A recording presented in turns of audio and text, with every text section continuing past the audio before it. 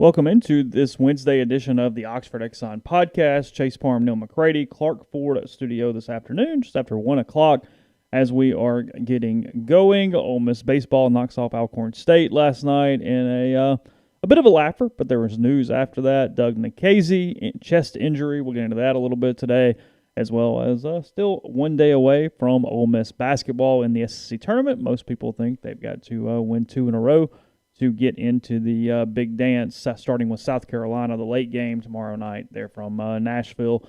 If they win, they get the LSU Tigers on Thursday for the late game then. So Friday. Thursday and Friday. There you go. Yeah, late game Friday. So we'll do that today. I spent all day yesterday writing stuff because I'm writing ahead a little bit and writing the word Wednesday on a Tuesday. And Whatever. It was just... No one will even notice. It was total chaos when I went back and looked at it, and I'm like, it doesn't matter. No, it's fine. So we'll do that. We also put up a link for some mailbag questions because, honestly, we don't have a lot to talk about today. So we rely on you guys to tell us what to talk about here on, again, this Wednesday show brought to you every single day by the Oxford Exxon Highway 6 West in Oxford. Go download the Speed Pass Plus app, use it, earn points, save money there with the Oxford Exxon. Also, you can get the lunch special for $5.69, 2 sides, bread, 32-ounce drink, or go to the hot case for chicken, pork, and more. And looks like here soon, they even got those hoodies that look pretty good in stock there at the Blue Sky. Stop in, pick one of those up as well. A little merch there for you at We've been hitting Craddock up for a hoodie, and we can't get one. I think I got a beat on it. Yeah, do you? I think I got a beat on it. So we're working on that today. So nonetheless, Craddock had his first experience with dance competitions over the weekend. Oh, so he mildly mentioned that in passing. He's going to get. We're working on getting him a bedazzled Dance Dad shirt. We can do that. I actually think Ben would wear one, which would be a lot of fun with his Jordans. Yeah. If you're gonna do it, you got to do it. You got to go all in. You got to rhinestone it. Not something you can pull off. Oh, I would do it. Would you? Sure. Okay. For fun? Yeah. Yeah, because it would embarrass Caroline so bad. She'd die. She would just literally just curl up and just disintegrate. It would be fetal position. Yeah. On a stage somewhere, which would make it absolutely the reason to do it. The pullovers are not bedazzled, but again, you can still get one hoodies. They're at the Blue Sky location in Oxford. Again, coming from the Clark Ford studio. We are Clark Ford's in Amory, Mississippi, 662-257-1900. Call that number. Ask for our buddy Corey Clark. Talked to Corey just yesterday, as a matter of fact. What you got to do is just tell him what Ford you're looking for, what Ford you're interested in. You literally say, I'm kind of looking at an F-150, or I'm looking at an Explorer, or I'm looking at a Fusion, or whatever. This is kind of the year that I'm looking at. This is what I'm trying to do. And then that's that. You sit back. He'll call you back within 15 minutes with the quote right to the bottom line, and you can take that quote and shop it around. Or you can do what I've done, and that's hop into a Clark Ford today. We've got 3 of them in our arsenal of vehicles. Whew. I wouldn't do that if I didn't believe in them, and I wouldn't do that if they weren't good deals. So you'll get a good deal, too, at Clark Ford, 662-257-1900. Guests join us on the Rafters Music and Food Hotline. Rafters, I was actually in Rafters briefly yesterday to pick something up, and they were still sort of recovering from the weekend, which is good. So you can go into Rafters, be a great place to watch the SEC tournament, all the other tournaments, hang out, have a burger, have a po' boy, some appetizers, whatever the case may be. Great beer selection, full bar, the whole deal there at Rafters Music and Food on the Square in Oxford and also in New Albany. Thomas Wilson wants to know what's my ideal marathon pace. About 5:20, something like that for Neil. About 5:20. No, if I'm really disciplined, and in feeling good, I'll run a 9-minute and 50-second mile over and over and over and over and over and over and over. That's the number. Yep. How much would you vary on that without having to really pay attention to your numbers? Did you have to constantly kind of look down? At first, then I do think you get into a... You think there is a rhythm to it? Oh, yeah. Yeah. Like, because I just did a run today, and I had to kind of maneuver the first 2 miles in my head. Early, I have to speed up, and then after that, I have to slow down. It takes me a minute to get to whatever pace I have in my mind, and then, like, miles 3, 4, 5, 6, I've got to be careful not to go too fast. Yeah, I do some of that too. Although depends on how loose I am at the beginning. If I just start cold, it's hard to go boom 950. Mm-hmm. But if I'm warm and stretched, my tendency is to start with too fast. If I'm not careful, I'll look down and I just ran the first mile in 8 minutes and 20 seconds. I'm like, well, now I'm screwed. I mean, because I'm going to pay for this down the road. Which I've told you some of my stuff. I've been running by heart rate, not time. I've been keeping heart rate in certain zones, no matter what that looks like from a timing standpoint. Here lately. So, did you fix your watch? My watch was not messed up. My heart just was high. That was real. Oh, really? Yeah, Okay, that was real. Oh, I didn't know that. I've not gotten the update. Yeah, no, it was. I have tested it in like 5 or 6 different ways, and it's legitimate. That's crazy. So I've been running longer distances, but really paying attention to heart rate and not letting it get up. So, yeah, for anybody out there, I don't understand because I feel fine and whatnot, but my running heart rate has been really high here in the last crazy few months. high. Yeah, but I'm cool. Like I can talk to you while I'm doing it, and it's baffling people. Nobody really understands why or how or anything. It's bizarre. I mean, if my heart rate was at that level, there would be no conversation. No, I can sit here and talk to you. Like I don't know. It just that is the test though on a marathon pace. Mm-hmm. Conversation. Yeah. Can you have a conversation? Because if you're running and you can have a conversation, that's a good pace. Mm-hmm. If you're running and you can get 3 or 4 words out, you may need to slow down a little bit. And if you're running and you could not have a conversation, you are going too fast, and you're going to pay for this down the road. Well, you'll see people do that even in something as short as a 10K. They get going fast on the minute. Yeah, I'll see you in a minute. Yeah. At about 3.5 miles, we'll run into one another again. Don't worry. Like that 10-mile run in Batesville, you'd see that cat go flying by you on mile 1. You're like, hey, bud, you're either about to break a record or I'm going to see you in a couple miles. Yeah. Anyway.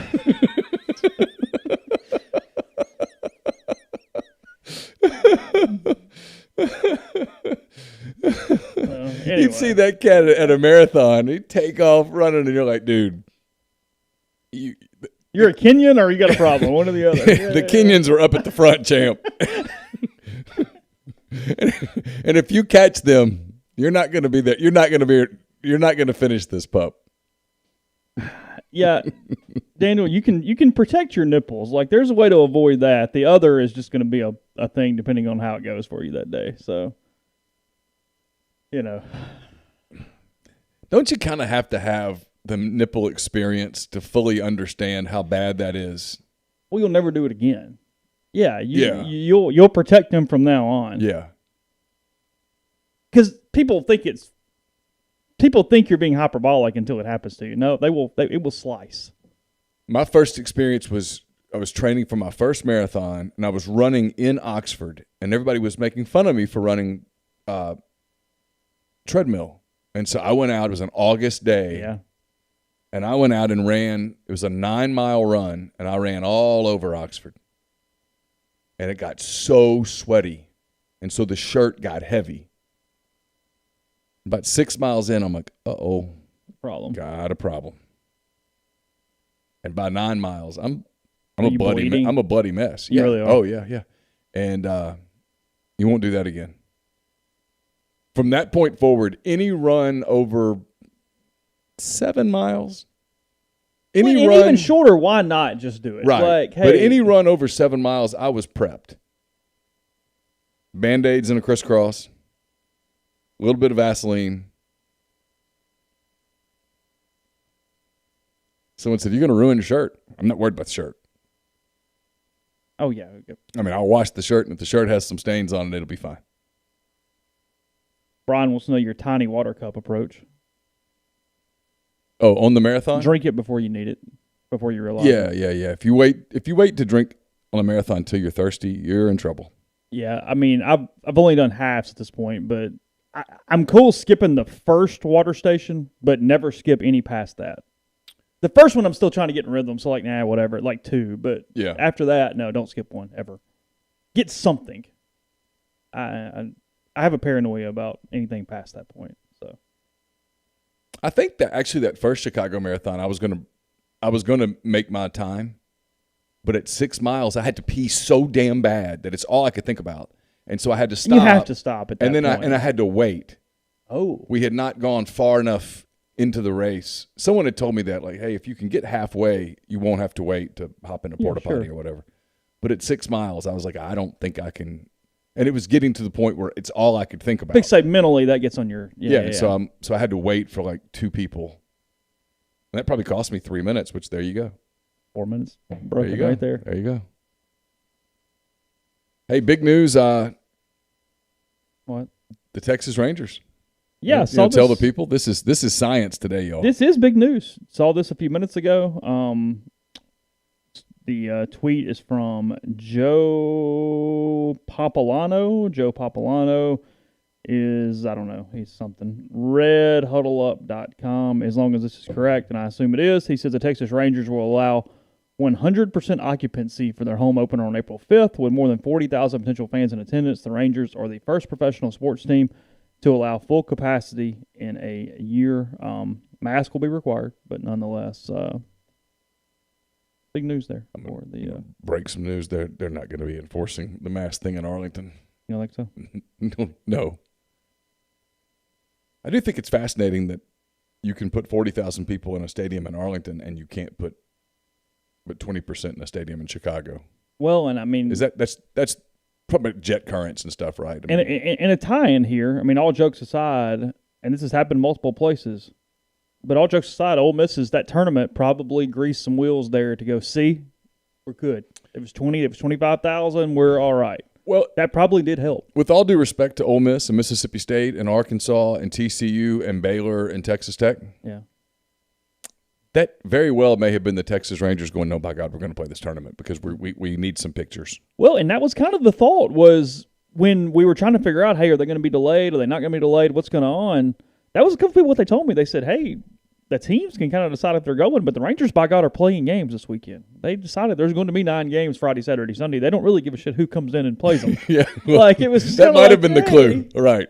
Yeah, because like I talked to somebody around Ole Miss a little bit. They're like, yeah, well, I mean, we're going because Oklahoma State and Iowa was trying to go and whatever. And like at one point, State was kind of going to back out. And they thought that everybody else would sort of back out too. And everybody else is in the boat. The Rangers were like, hey, Iowa, can you get here? Yeah. 100% what happened. Yeah. Yeah. And Iowa showed up. I mean, because it became obvious as that approached that that thing could have ended up Lamar and Sam Houston. We get down the list enough. But they wanted the SEC teams because they knew those teams would bring crowds. Right. The 2, maybe 3 teams they really wanted, probably in order, were probably Arkansas first because they're so close. Location wise. Although both Arkansas and Ole Miss have massive alumni bases in Dallas and Houston, and they probably really wanted those 2 teams because they knew they would bring people and they could. And in talking to people there, Ole Miss took one hell of a crowd over there. So sure, I mean, that's what I talked to an Arkansas person who said that crowd. I think Ole Miss played the middle game. Arkansas had the late game. And Arkansas had the late game, and he was saying that the last couple of innings of the Ole Miss game, when some of the Arkansas people showed up for their game, and Ole Miss and whoever they were playing weren't done, he was like, "Man, there were 30,000 people in that stadium." I'm just telling you. Not just 15,000. He goes, the bottom deck was packed. He said the concourses were full, the whole deal. He's like, there's no 6-foot social distancing happening. Yeah, because no one sat up top. I mean, somebody sent you and I a picture of the day of that it was actually closed one of those days. Yeah. They had stuff closed on the top section. You were sitting in the lower level. Yeah, everybody was sitting in the lower level. There hasn't been a lot of – has it been 2 weeks? Since what? Since that tournament. Yeah. It's been 17 days-ish. Where's the carnage? I'm not aware of anything. Well, that's why it came out today. They waited 2 weeks. I swear to you, I think we're on to it. That's good now. Rangers, well, you know what? We got a college baseball tournament coming. We can pack that thing out. Yeah. See what happens. Right now, the Texas Rangers really love them some Ole Miss and Arkansas. There's no question about it. You hit it, though, because I was confused. They're going to send – when Ole Miss and Arkansas play in Oxford, the Rangers are going to send gift baskets to both dugouts. Well, because it is funny how you pick this up now, because at the time, I was really confused that day. I'm going, why the hell the Rangers? Like, what are we doing? Yeah. Like, this is stupid. No, we're playing there's no baseball. water. And the Rangers are like, yeah, but there's going to be water in April, and so we got to prove this now. So, good for them. whatever. Yeah, all good. I mean, I don't have an American League team. I've flirted with the Angels because now Dexter Fowler's there and he's not a Cardinal, so I can cheer for him again. And Joe Madden's there, and I like Joe. He brought a World Series to Chicago, and Mickey Callaway's there. He's not there anymore. Mickey's got a problem. But maybe it's the Rangers. I know they suck, but I'm for them. Yeah. The one bit of news out of last night, Ole Miss beat Alcorn State in a baseball game. Doug Nikhazy out this weekend at least. He has a strain of the pectoralis minor, I believe is what Mike said, the muscle that connects the shoulder to the chest. I want to be careful with that. Yeah, well, I'm mad at myself. I wrote this because I was watching him on Friday night, and multiple times, if you have a ESPN 8, he kind of would throw a pitch and then sort of just grab his chest a little bit and kind of do a little push, a little bit of check there. And I saw it in real time, but then once we got to Mike after the game, I forgot about it, and I forgot to ask. But they said they will reevaluate him next week. His status is unknown for Auburn next weekend to open an SEC play, but everything I'm reading says 1 week might not be enough. I mean, I'm not a doctor. I have no idea, but it's a grade 2 strain, which means there is a partial tear in that muscle. It's not torn all the way through, but it's also not just pulled or whatever grade 1 is. Now, here's the problem. Medically, a grade 2 is anything from 5% torn to 99% torn. So there is a huge range there as what this may be. He's pitching through it, so it's not 99% torn. I mean, right. He played 2 weeks in pain. Frankly, they should have sat him when it started, but nonetheless, he probably didn't even tell them. Pitchers and stuff and whatnot. But we've talked about this before. When you go out and ask a pitcher, how do you feel? I feel great. Yeah, hand me the ball, move. So what they're going to do? Please leave my mound and give me my ball. What they're going to do is they're going to move Gunner up to Friday. He will throw against ULM on Friday. They're going to insert Drew McDaniel, the midweek starter, the sophomore, in on Saturday. And then Derek Diamond will keep the Sunday spot. Diamond needs to get on Sundays because they've been throwing his day that he pitches all over the damn place lately. So he needs a little bit of a routine here. I get why he's staying on Sunday, and they'll insert McDaniel in. So kind of a clue there last night when Josh Mallett started instead of McDaniel. So the question here is, can he be ready for probably Auburn in week 2, right? Well, Alabama's week 2. I stand correct. Auburn next week, Alabama, and then that gauntlet opens. They've got. It's a 4-week stretch. I don't know what order of Florida, Arkansas, State, and LSU. Oof. Something like that. So, got a little business to attend to at some point. JM in the thread says grade 2 muscle strains take 2 to 4 weeks. There you go. So, that's kind of what I was reading too. I would be trying to get him to the gauntlet. Just wait it up. And what I would do. Nobody's won a championship in March, but people have lost them in March before. You can. Yeah, and this thing lingers and got a problem. Sure. Chatney can come back this weekend. Mike said he could have played on Tuesday. They held him out one more day. My hunch tells me he plays Saturday or Sunday, just off the top of my head. But it does sound like he will play at some point this weekend prior to next week for league play, and we'll definitely play in Ruston next Tuesday and Wednesday. So ULM any good? They're typically not. No, they're not. Louisiana Tech's pretty good, right? Tech's good. Yeah, Tech's really good. They're in their first year in the new stadium after the tornado. They're pretty good. But the Love Shack, they're calling that's it. That's correct, yep, yeah. Yep. That's it. Your team, you're following up. I know. It's my alma mater. Yeah. It's the one alma mater that's claiming me these days. So, me and Tech, we're starting to simpatico a little bit. Starting to build a little bit of a relationship. Okay. My friend Madison sent me a bunch of stuff. That's right.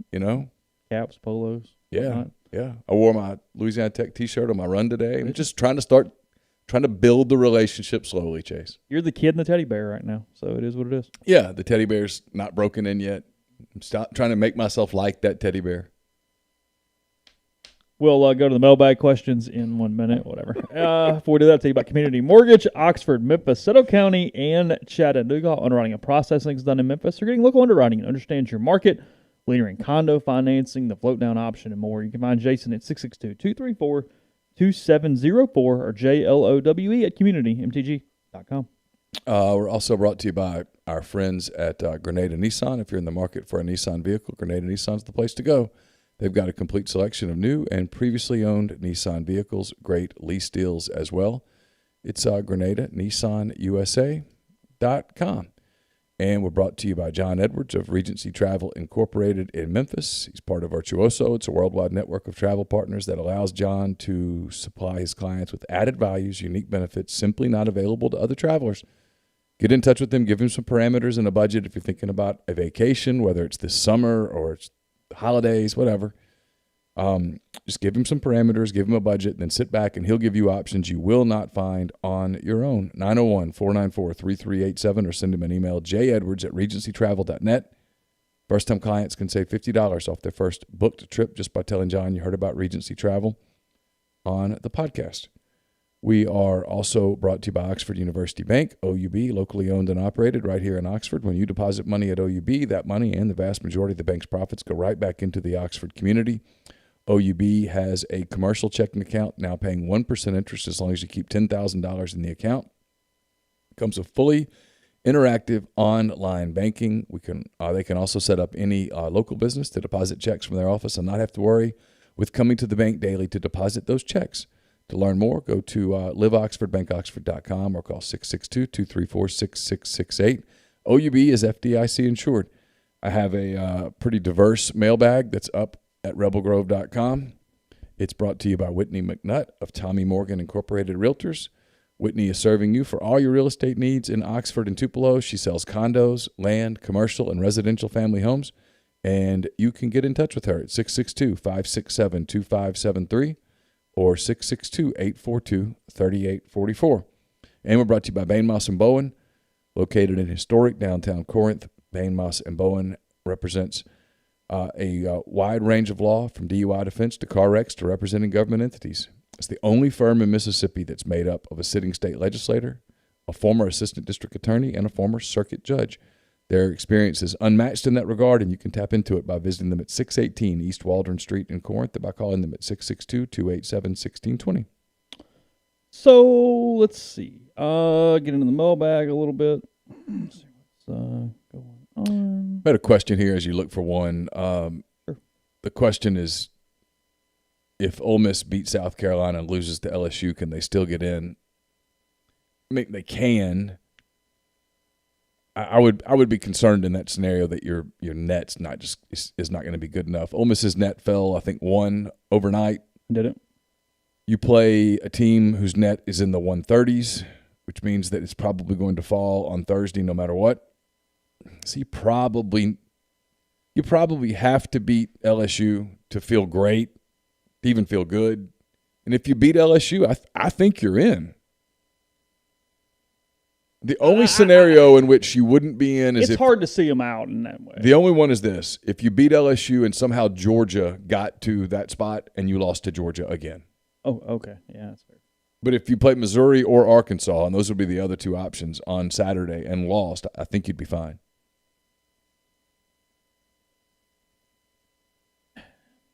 Who knows with this team? They're hanging around on Saturday, sure. They're out tomorrow night, sure. Oh, yeah, anything's possible.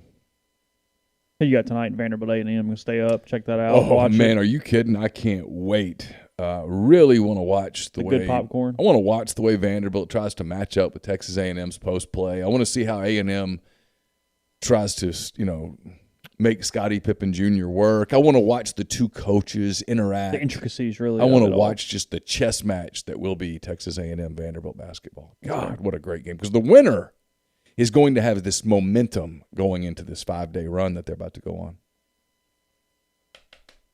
AO Reb, any chance G-Pits extends to a 2-hour show or twice a week? Would take some. I mean, I never say never because never's a super big word, but I'd be shocked. Yeah. Sure.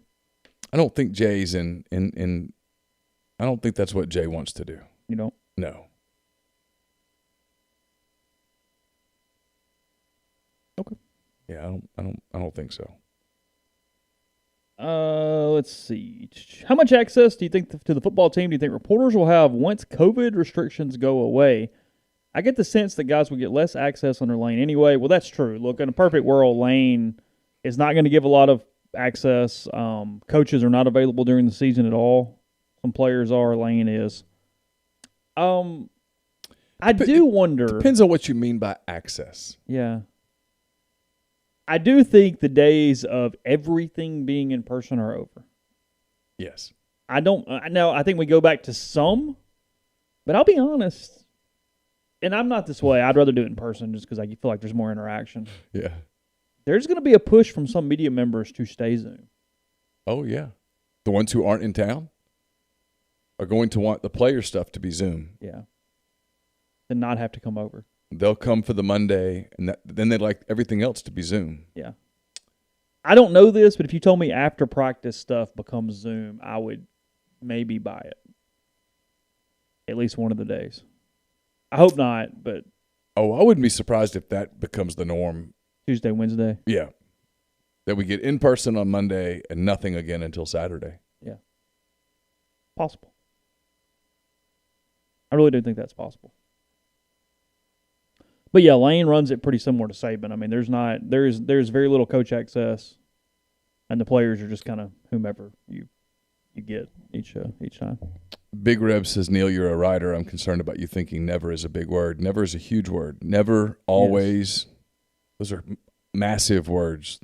Those words have meaning that, if you think about finality, yeah, they're huge, all-encompassing words. When someone says, I will always do, or I would never, those are big words. Where's the Ole Miss basketball job rank in the SEC? What is a comparable job in Big 12, Big 10, ACC?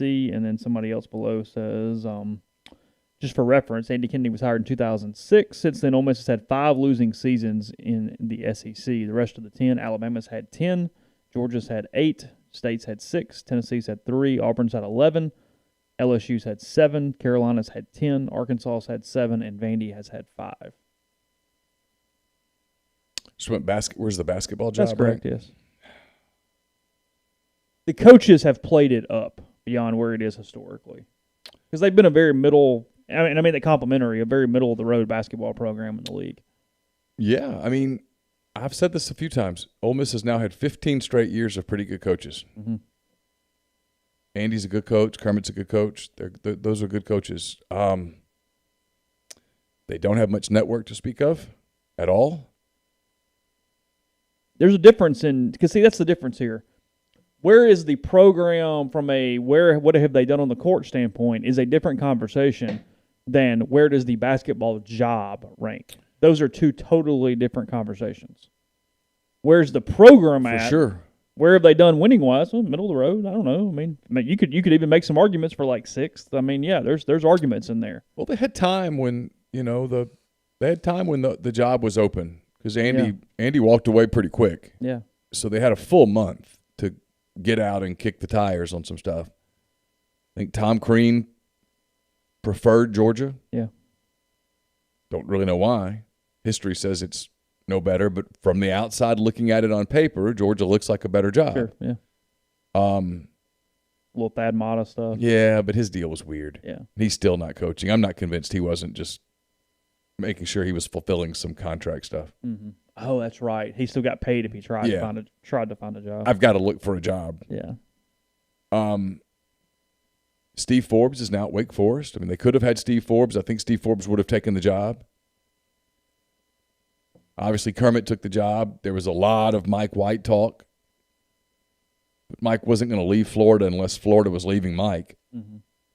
I don't know. It's a hard job. It has a lot of positives and it has some negatives. You're in the same division with Will Wade.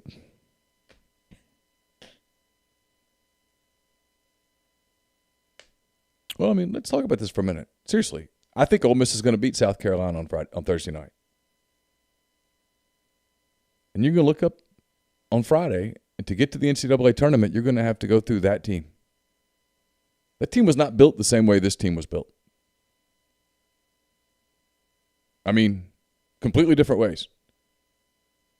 Ole Miss didn't make a strong-ass offer to Javonte Smart. Ole Miss was not in the mix for Trendon Watford. That was too rich for their blood.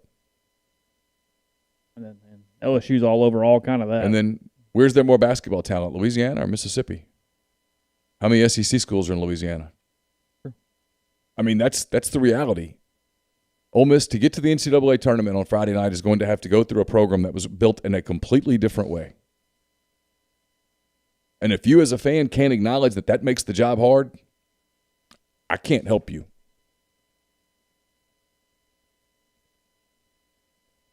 You're like Carson over there yawning. Carson does that too. And I'm like, tired? No, I'm good. No, I'm kidding. I've done it too. You're typically the one who sees it because I can kind of hide behind the mic pretty good when I do it. I sort of have enough presence to cover it up. You know, every sport has it to some degree. Football, not all the pro teams are built the same way. Not all programs are built the same way. Of course. Baseball with the scholarship thing, same thing. Sure. Vandy and Ole Miss not built the same way. Basketball, though, because of the small roster size, makes it as glaring as anything out there. It makes it larger than everywhere else because of it. Because one dude changes everything. And they've got 3 or 4 of those guys. Oh, look, it's a terrible matchup for Ole Miss, but it's right in front of you. You see what's there. But now, LSU could be schizophrenic as all hell. Right, who knows, and sometimes they don't defend. Because a lot of times when kids have the leverage on the coach, they don't care. Leverage. Well, I mean, Javante could pick up the phone and call the FBI and be a corroborating witness, and that would be that. You think it'd be enough? Then? Sure. Maybe. I mean, he'd have to expose himself, but yeah. Here's the bank account. Here's where the money went. Yeah.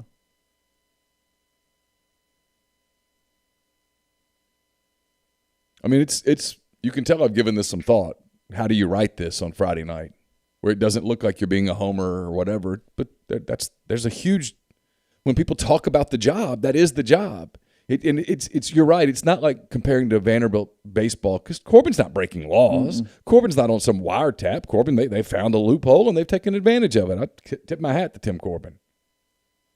What's Bama's ability in that area?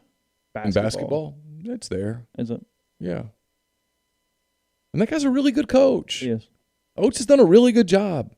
Musselman's a weird cat at Fayetteville. He is. He's a weird dude, but he's a really good coach. I mean, he took Reno to what, the Final 8? And he's got an Arkansas team that, I mean, imagine if Isaiah Joe had decided to stay. Oh, well, now. I mean, holy hell. They're a title contender at that point. They might be anyway. He's done a really good job. That's my point. This is a really hard league. Bruce Pearl's in your division. Oh, look, all the coaches, I mean, Buzz Williams is sucking, and Buzz Williams, good coach. A real good coach. Ben Howland took UCLA to the Final Four.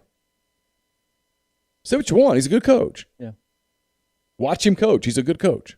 He can't get it done. They can't get over the hump. No, they've been slid down now. Yeah. I mean, it's a brutal division. And so you're saying, hey, what is your expectation? Well, I mean, the expectation here is make the NCAA tournament every other year. Mm-hmm. And Kermit's on Friday night going to be, I think, one win away from doing it, and he's going to look up, and that's what you face. Yeah. I mean, can you imagine what is going through your head? Kermit would never say it out loud, but what's going through his head's got to be, this is completely absurd. Mm-hmm. I mean, I've talked to coaches around the league and former coaches in the league who say it's what they think about. Yeah. When you walk into that building and he's there, they think, how and what? I would look at it and go, if nothing happens to him in the next 12 months, I'm cheating like a wild man. Yeah. Oh, everybody should be cheating like wild man. I mean, LSU, though, protected. LSU. Hands off. I guess. We'll see. Well, I mean, I think they're going to get popped still. But if they don't, then it's just LSU. Well, if they don't get popped in basketball, if you're Eric Musselman, you just got to go, hey, to hell with it. Wild West. A kid wants $250 here. Yeah. Here, come play. Yeah. No doubt. Because you put Javante Smart on. I mean, no joke. Let's talk about this. Take Javante Smart and put him on the Ole Miss roster. I promise you, they're in the tournament. Yeah, fix this. Put him on the Arkansas roster. Those sons of bitches might be a Final Four team. Put Javante Smart on Alabama. They might win the national title. Hell, they might do it anyway. That's who we're talking about here. Yeah. There's a face there.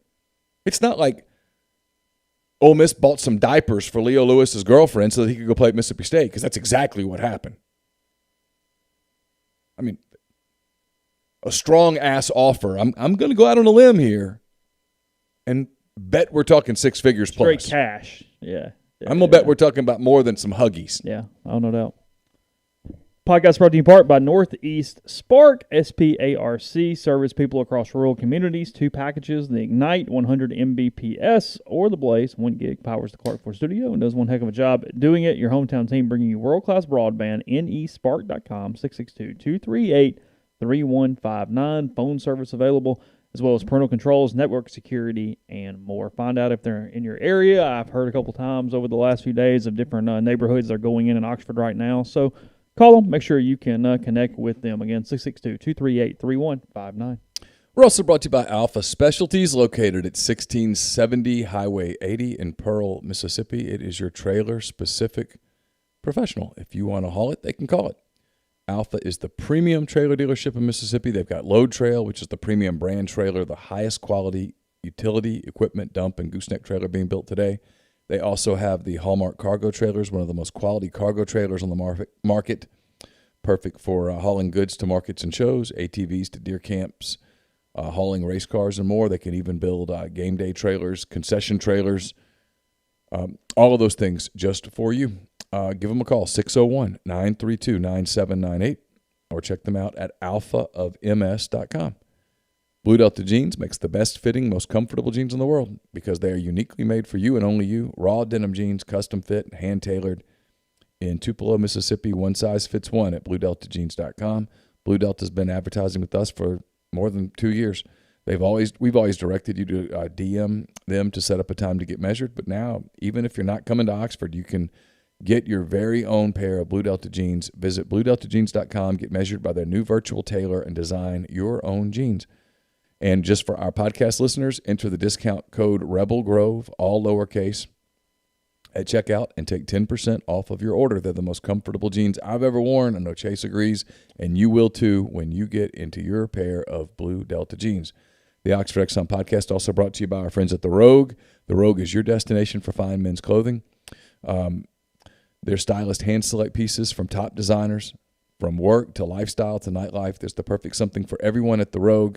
All the best items from Peter Millar, Martin Dingman, Jack Victor, Halsey, True Grit, and so much more at The Rogue, 4450 I-55 North in Jackson, or therogue.com. And we're brought to you by Joey Erickson at Heron Gear Chevrolet. Let him help you find the vehicle you're looking for at a price you can afford. Choose from a full selection of new Chevrolet vehicles or get a great deal on numerous brands of reliable pre-owned vehicles. Give Joey a call or a text at 662-571-2367 or tell him what you're looking for, and stop by 1685 High Street in Jackson to test drive that new or used vehicle you've been wanting and let him earn your business. So, okay, jump back into the questions. Pretty impressive Gonzaga, by the way, last night. They were down big at half, came back, won by 10, so it wouldn't even end up close there with BYU last night. 26-0, Gonzaga. Yeah, they woke up at one point last night. Calories wouldn't matter here, so Final meal, what are you having? Beverage, course? Ooh. You do whatever you want. Okay, but is this before I get executed? Okay. Because if I'm getting executed, I'm not going to be in the mood to so eat. you have to put out of your head that. I mean, if I murdered somebody and I'm going to... you'd have no appetite. Come on. Who was the guy that asked for one olive with a pit still in it? That was one of the most famous final meals. I don't know. Yeah. Timothy McVeigh asked for 2 pints of mint chocolate ice cream. That was his. There's some pretty weird ones. That's weird. Yeah. Some states have stopped doing it, and some states are only giving you a very small amount of money to do it with. I think it's like Oklahoma. You only get like $15. So you got to be pretty economical with your... If I know it's my last meal, I'm not going to enjoy it. I mean... What's your calories don't count meal? Okay. Genie comes down, goes pop. Today, whatever you eat, it doesn't matter. What do you do? It's probably pasta. Is it really? Yeah. See, I want to go like crazy stuff, but if you really said, okay, you get one thing right here, and I don't know what the side item would be, but if you let me dress the best like bacon cheeseburger, I would at least contemplate that. Like with everything on it that I might possibly want on that son of a gun, that might be it, even beyond all the other stuff. There's a comfort food to that. Oh, sure. No question. I mean, I know I'd be like, oh, well, this meat or this whatever, seafood, but I mean, okay, but what it is. Yeah, I mean, look, I love a good steak, Yeah. but steak would not be anywhere close to my. No. Nowhere close. I'd pick a lot of seafood over steak. Absolutely. You give me the right tacos, I might even pick some tacos over the steak. I mean, I know it's sacrilegious to say this, but sometimes I prefer like a tri-tip or a skirt steak cooked right, sliced, and street tacos instead of like a big ribeye. Yeah. And I know people are like, "Oh, give me your man card." I'm just being honest. I get it. Coach that you've covered who is or was the best at handling the media, and coach you've covered who is or was the worst at handling the media. The worst is Nutt, right? Yeah. Isn't he even worse than the rest of them? Yeah, I think he's the worst. He was bad. He was so passive aggressive. He might be worse than O. I never covered Orgeron. I did. Houston never wanted it to go well.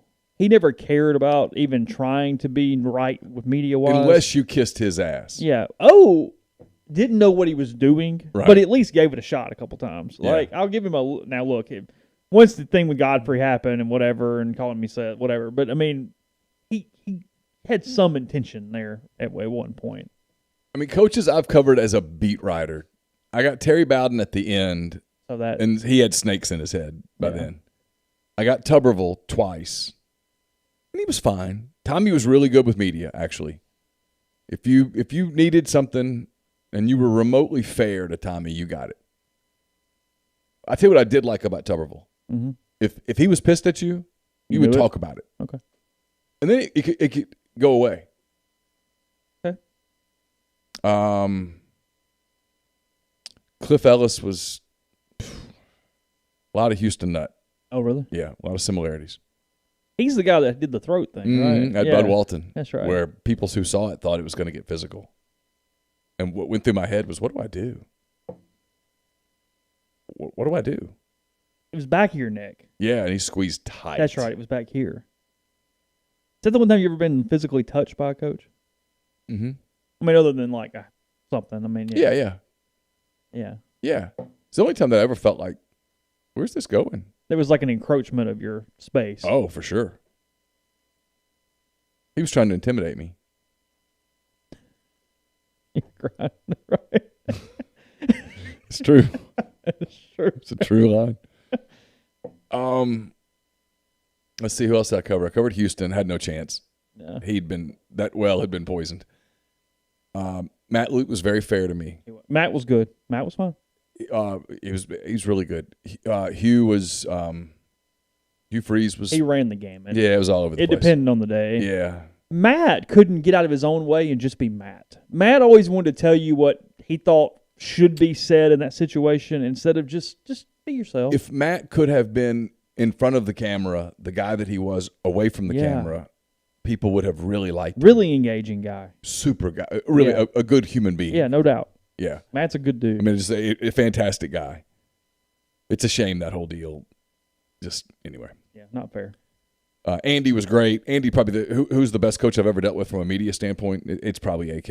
I'd say in different ways, it's Andy or Mike for me. Yeah. Depending on what we're talking about. I never really covered Mike enough. I'll tell you who was great to cover was Hal Baird. Hal Baird at Auburn was fantastic. And there's something, again, this is, and not to get on the sports subject, just by dynamic, baseball coaches are going to be high on the list, just the way it works. It's not this meat grinder of a day-to-day the way football is going to be. So they kind of it's a steroid sport when it comes to being good with You remember media. Steve Renfro at Auburn? I do. He had a hard time with media. Did he really? Yeah, not over the top, but he just sucked. He just couldn't handle it. He would get kind of intense, and you can't do baseball that way. It doesn't work. That's not good. And then Kermit's been great. I mean, Kermit Davis has been great. Been fantastic to cover. I mean, he's incredibly fair. Where is Steve Renfro now? I think he's coaching high school ball in the Birmingham area. Is he really? I think he's at Briarwood Christian? I don't know. I'm looking. It's kind of in Shelby County, the over the mountain part of. Okay. I think that's where he is. And now Steve is a great guy. He just, that whole deal And he was replacing a legend because Hal Baird was and is a legend at Auburn. And he was replacing a legend, and there was a lot of pressure there. And he was they were the AHSAA 5A runners-up in 2019, and he was named the Over the Mountain Coach of the Year for whatever that area is. I mean, he's a really good coach. He's a good dude. I mean, I like Steve. Auburn was bad. They were bad. He was replacing a legend. Was he there all the way until Pulowski, or was there one in the middle there? I don't know. Am I losing you a little here on this? Okay. Grind might know. Maybe I'm forgetting one. But anyway. Yes, he's wherever that is. The score that I made was I predicted Arkansas to beat Ole Miss 49-10. It was 49-10. The week earlier, I had predicted Alabama to beat Ole Miss like 59-7 or something, and I was really close. And funny, nobody said a word. And it is Briarwood Christian, by the way. Is that where he is? Yeah. Yeah. What? I'm just laughing about a couple things. It's really bugging me what their order of coaches is. Isn't Tim Hudson on their staff now at Auburn? Isn't that right? I think Gabe Gross is too, right? Is he? It's a lot. Who won the South Alabama game last night? The reason I ask is because when I was running at the gym just then, that game was on. And it was when I left, it was 2-1 South Alabama, like in the 5th inning. Oh, really? Yeah. I don't know. Sorry. Let's see. Oh, walk-off grand slam by Owen Diodati caps dramatic Alabama comeback over USA 11-8. Oh, wow. Yeah, so. There you go. From Alabama Athletics. Yeah. Whatever. Okay. Oh, Lord. The AK Cathead show was the best show we've ever done. It was really good. Yeah, that's in the backstory. As we've told everybody, the best part is he didn't know he was doing it. Yeah. I mean, we were literally sitting at the Westin in Jackson at the bar and just drinking. I mean, yeah, just and out. Well, here's what's funny about it though. It's so Andy comes in and he like shakes her hands and sits down for a minute and he goes, "Hey, I'll be right back." And I'm like, "Okay, well, he knows what time the show is. He'll just come." We were lucky as hell he came back, or he came back when he did because he went to see a couple people downtown and he was walking. And then he stumbles back in, not stumble like drunk, but just comes back into the bar. He was sober. Yeah, he comes back into the bar, and then like 10 minutes later, we're like, "All right, you ready?" He's like, "What?" And he goes, "Like, yeah, we're doing a show in front of a live audience." Yeah, he looked at me. He goes, "What are we doing?" And I said, "We're doing a show." And he goes, "A what?" And I said, "We're doing a show." I said, "They didn't tell you?" And he's like, "No." And I said, "We'll just." And I kind of like told him, "Well, here's what we'll do. We'll kind of get through it." And you told him to plug like 6 things and hit them all like 12 times. I said, make sure you mention Cathead because they're kind of making this happen and all that stuff. And, and make sure you talk about the Westin and stuff. He did. He was just. He hit every note. He was great. Yeah, because he's like, "Okay, we're doing a show." It's what's frustrating a little bit about Andy is that he's awesome on that rubber chicken circuit if he just would let himself do it. He never wanted to do it, and he thought it was stupid, and it is kind of dumb. But he didn't want to be the undercard for football constantly. Yeah. But I mean, he walks in the room, and here we go. Lights, camera, action. And, hey, all good. Well, I mean, I told you there are people at SEC Network who are like, "Thank God he left," because nobody was ever getting promoted as long as he was there. I mean, he was going to be a TV superstar. With your life on the line, which would you rather compete in to win? Beat Bobby Flay, Chopped, or Guys Grocery Games? Chopped. Because it's a little more of a crapshoot. It wouldn't be Bobby Flay because he's too phenomenal. Yeah. I don't have that ability. I don't even think I could pick a signature dish to mess with him with. No. Guys' Grocery Games would be too many wild cards. Oh, so you trust your ability in Chopped more than you do the luck of Guys' Grocery Games. What I would do in Chopped is I would go in with a couple of different plans. Okay, here's what I'm doing for an appetizer. This is what I'm going to do with the protein. No matter what the protein is. Yeah. For the most part. Well, I'd have like 2 different plans that, this works better with that protein. Sure. And then I would certainly have a couple of different courses of action for the main course. Sure. And then if we were doing a dessert, You would hope there's not like a fish or something in there, but I would absolutely have 2 or 3 different desserts that I could apply those things to and go. You know you're doing cobbler, you're doing whatever. And I would spend, so what I would do to prepare for that is I would spend a lot of time, hey, throw me a crazy basket together, and I'm going to do this. Yeah, you can't plan for guys' grocery games at all. No, because you might find out that you can only use the middle rows. Mm-hmm. So you have this plan that involves a protein, and now you have no protein. And so you're trying to do that with canned tuna, and that might be really difficult. You can tell I've given this some thought.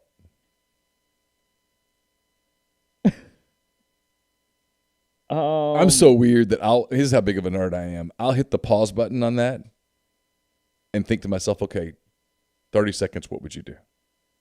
Would you really? Yeah, with those ingredients. And then before they start. Yeah, when what's his face says, and the basket you must use, and he names the 4 things, and they pull them out. I'll hit the pause button and go, okay, what would I do? You do that Iron Chef too when you get the ingredient. No, because that's when you realize the total difference between being a world-class chef and just being good in your kitchen. Yeah. There's a massive difference. What do you think? Yeah, I mean, like, I can do things in my kitchen that are pretty good, but if you put me up against Masahiro Morimoto, I mean, you're going to struggle. Yeah, I'm going to get my ass kicked. Which one would you pick if you had to battle one of them? It wouldn't be Flay, and it wouldn't be him. I'm trying to think which one every once in a while kind of gets beat. Because I'll give you, like, okay, we get... Like, Michael Simon gets beat sometimes. Simon, Kat Cora. What's the redheaded one's name? He's an Italian. What's his name? I can't think of it. Okay. I don't know. They're all tremendous. Well, they're Iron Chefs. Yeah, I mean, what they can do in 1 hour is amazing. Like when they get a big fish and they have to butcher the fish and everything else and do all that in an hour, it's like, what in the hell? Well, they have a sous chef. Yeah, but Morimoto will do the big fish by himself, like in literally no time. It's incredible. Mario Batali is who I was thinking of. Oh, yeah. That's who Is he still around? I hadn't seen him in forever. I don't know. No idea. All right. Let's see. After the Texas weekend, Chase said this was a regional host team. That we've seen a couple more weekends. It's a midweek action. Does that opinion still stand? Yeah, they're a regional host team. Past that, I don't know. Beats me. They've got some issues in some different areas, and I'm also seeing all of their warts and not everybody else's warts. So I don't know. It's literally what I was about to say. So if I were to watch Texas A&M day in and day out, I think they suck right now. I would tell you about their weaknesses. If I were to watch Arkansas day in and day out, even though they're 10-0 or whatever, I'd say, well, they have some issues with pitching or whatever. Oh, I mean, they were losing all 3 games in the weekend fairly late. So, yeah, no, there's no doubt about that. Thoughts on Andy Staples' article saying that Kansas should hire Kevin Kelly, the Arkansas high school coach that never punts, never kicks field goals, and always does onside kicks. It's a cute article. It's a funny column. That will never, ever happen and shouldn't. It reveals Andy's sense of humor. Yes. And it's a good read, and it's a good conversation piece. And the subtext is, hey, Kansas just really sucks. But if you were to do that in actuality as Kansas, you're admitting that your program is a joke, that you are a circus act. Yeah. So then you're just being the circus act. And so now it's, can you ever go back once you've done that? Yeah. No, I agree. No, I think if I'm them, I'm going after Munkin, Fritz. Something different. I'm going after somebody who's been a head coach, Yeah. is a current head coach, who gives my program some stability, because my program right now needs some footing. Because by hiring Les Miles, you kind of did the circus act. Yeah, it's true. Didn't work.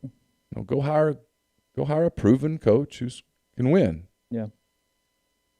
Podcast brought to you in part by Visit Oxford. Visit oxfordms.com. Go to the events page and see everything going on, including the Oxford Conference for the Book. That is March 8th through 12. I saw Angie Thomas, Mississippian, one of the authors participating in that. Also, the Southern Foodways Alliance Spring Symposium is March 13th and 14th. The Oxford Film Festival we've been telling you about, March 24th to 28th. And then those bus tours at 3 and 4 o'clock on Fridays of home baseball weekends, March 19th, April 9th, April 23rd, April 30th, and May 14th. Also, graduation weekend on May 7th. And then Tunes Around Town various locations around the square. That is March 20th, April 10th, April 24th, May 1st, and May 8th. More pop-up events coming. We'll let you know that right here. Or, again, check the website. Visit oxfordms.com. Are you ready to play at M-Trade Park? Registration has started for both youth baseball and youth softball with the Oxford Park Commission. Cost to play both sports is $50 per player. They have leagues available for ages 5 to 14 in softball and 5 to 17 in baseball. This year's season will run from May the 24th through July the 2nd. The deadline to register is April the 4th. Go to oxfordparkcommission.com to sign up. We're also brought to you by Lamon's Fine Jewelry. Lamon's, located at 1126 North Lamar Boulevard in Oxford, has been serving the Oxford area for more than 73 years. They've got it all: engagement rings, wedding rings, fine jewelry, watches, pearls, fashion jewelry, children's jewelries, collectibles, and more. They're the gold standard in fine jewelry, so visit them at lamonsfinejewelry.com or give them a call at 662-234-2777. I lost my spot there. I'm sorry. We're also brought to you by Pinnacle Trust. Pinnacle Trust, based in Madison, Mississippi. They represent clients in more than 20 states. They've got advisors in multiple states as well. Get in touch with the people at Pinnacle Trust at pintrust.com. What they do is they treat investing like a commodity. They take the emotion out of it. They sit down with you, and they find out exactly what your goals are, what your plans are, and then they build a plan just for you. It's pintrust.com. Tell them that you heard about Pinnacle Trust on the podcast. You'll get 10% off your first year's fees. We're also brought to you by Comer Heating and Air, the name you can trust in heating and air in the Oxford and Tupelo and surrounding areas. 662-801-1777. And we're brought to you by the College Corner. It's your one-stop Rebel Shop. 2 locations in the Jackson area. In Ridgeland, it's next to Fleet Feet. In Flowood, it's next to Half Shell. And if you don't live in Jackson, just go to collegecornerstore.com. And you can also find them on Facebook and Instagram, the largest selection of Rebel gear in central Mississippi. See, running through. Could an old, age-wise coach like Bobby Crimmins come out of retirement after about a decade out of coaching and have success in the SEC? Well, I mean, if Will Wade's a coach, then give Crimmins a shot, right? But no. Yeah. I think it's actually one of the things that Kermit deserves a lot of credit for this year. It's one of the things that I haven't had a chance to really talk to him about because I hate doing this on Zoom. But, hey, did you have to change a little middle of the year? They're 7-2 in their last 9 games. I mean, they were in some trouble. Yeah. I think I'll tell you what I kind of think was one of the turning points for them. They had a couple of losses early where I think his nature was to grind. Mm-hmm. And this year he didn't. He backed off a little. He used a little softer approach. And I think it's paid off for him. Hypothetically, you could time travel back and spend a full year in the past. What year would you pick? Ooh. That's a tough one. That's a good one. Can I pick where I'm going to be and all that too? Well, see, that's the question. Is like, who am I? What am I doing? What life am I in? Because if you told me I could be like 1775, 1776 in the mix with like Washington and Franklin and Adams and Hamilton and those cats. Yeah. Let's see how the sausage is made in that one. Yeah. If you told me I could be in D.C. in 1865, right after Lincoln was killed, to see how the country got saved, that would be fascinating. The 1775 one's good. From a sports one, it might be the year that Roger Maris and Mickey Mantle were going after the home run title. The home run title. That might have been just fascinating to watch. Especially back then when it was such a different perspective on media, baseball players, the whole Or deal. if I could watch Jackie Robinson in his first year. Yeah.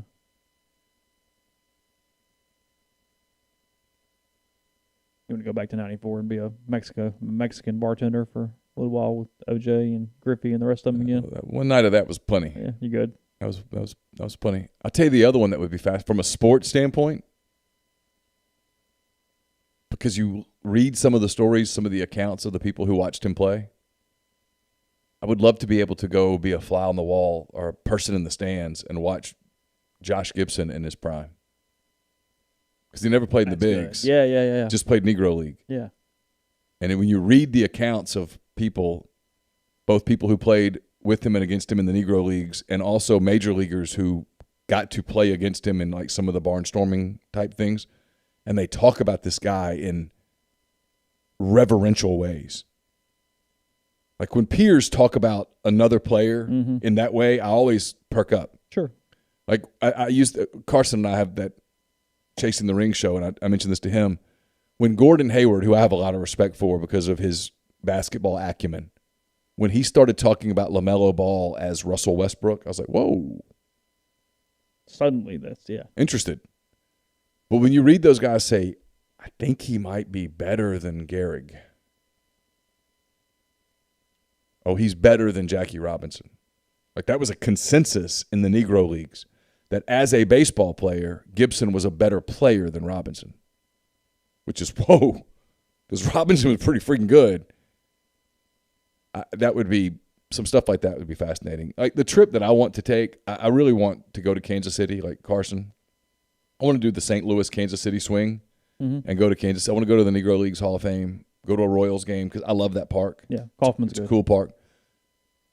So when things get back to normal, that's kind of on my short list. November 22nd, 1963. You're allowed to teletransport to the book depository a half hour before those fateful shots and give you two choices. Stop the shooting but allow an escalation in Vietnam, which leads to open conflict with Russia and unhappiness across the USA.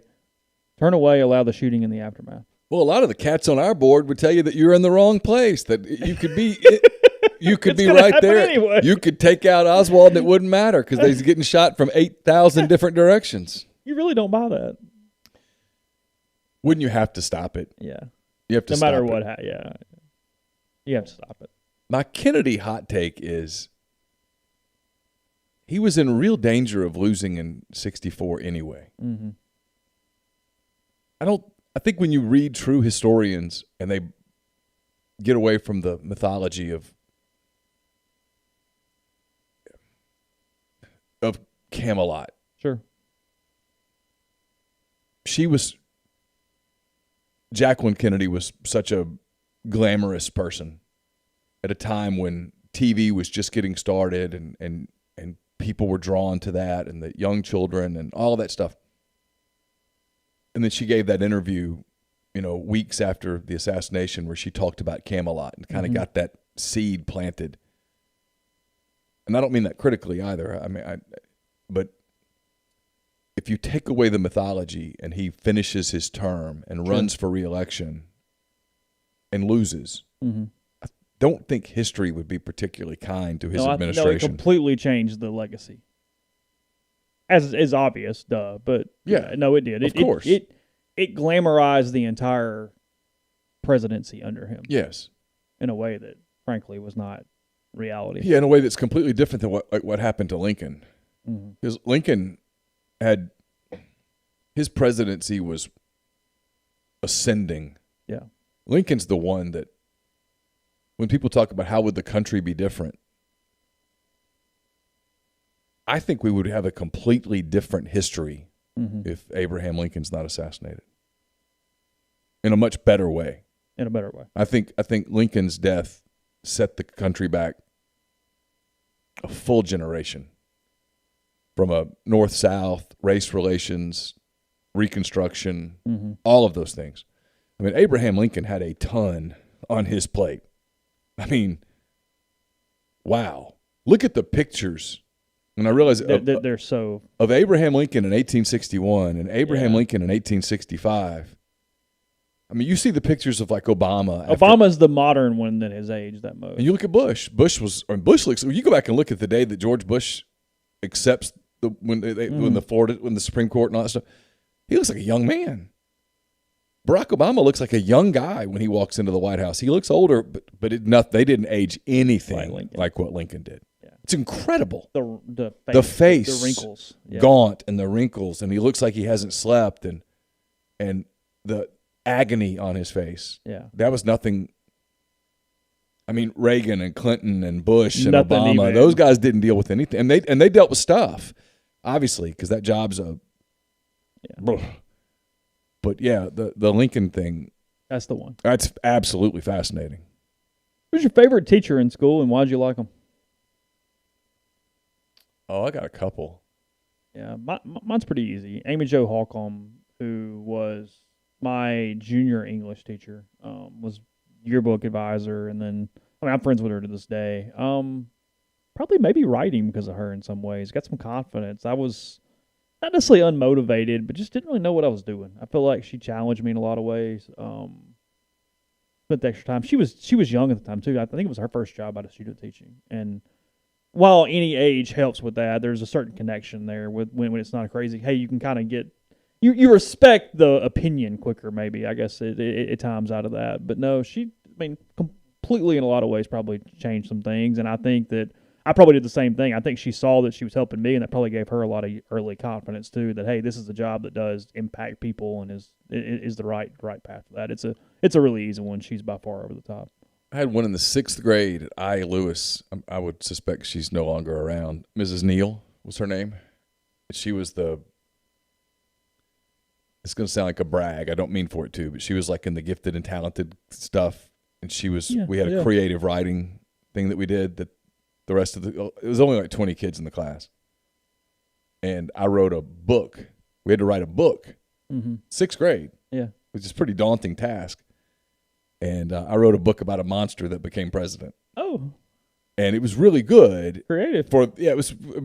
I remember reading. By the middle of the book, I would be the one that read it out loud to the other kids, and everybody was into it. The monster's name was Ralph, and everybody wanted to know what was going to happen next to Ralph and all that stuff.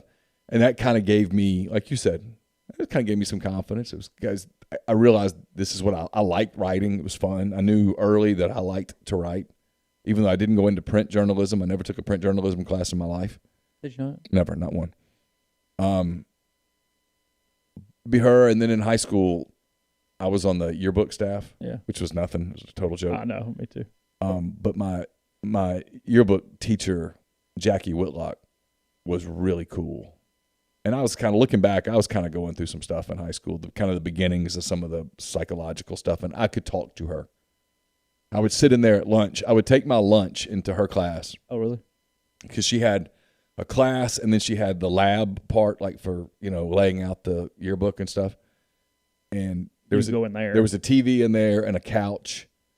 And I would take my lunch in there and turn on the TV and turn on like a soap opera.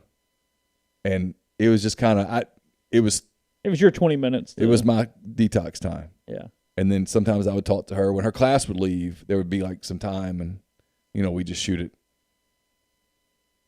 Usually about nothing, but yeah. And then when I ran for president, you had to have a faculty advisor, and she was mine, and she was awesome.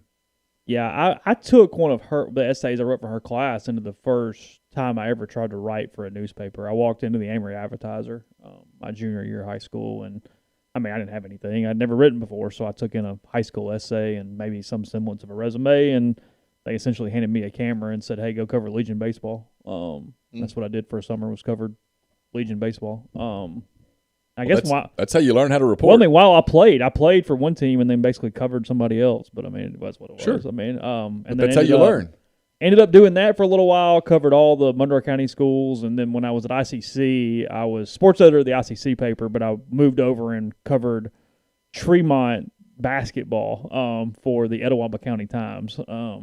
Aptly, their masthead below that says the only newspaper in the world who cares anything about Etowah County, which is a very accurate thing.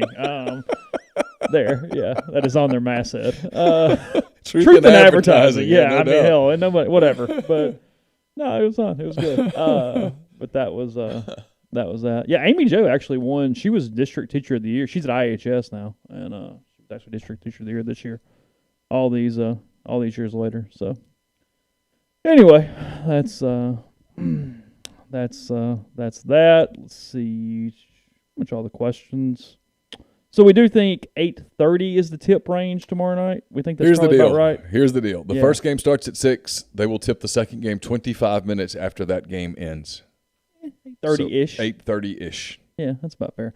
No show tomorrow night. I don't know what we're doing. We'll figure it out. We haven't even talked about it. But no hand raise guys on Thursday night. We'll let you know in all the places that you find out their schedules and information and whatnot there. So appreciate everybody for coming into the stream and for listening through the podcast version. As always, we will talk to you again soon. Take care. Have a good day.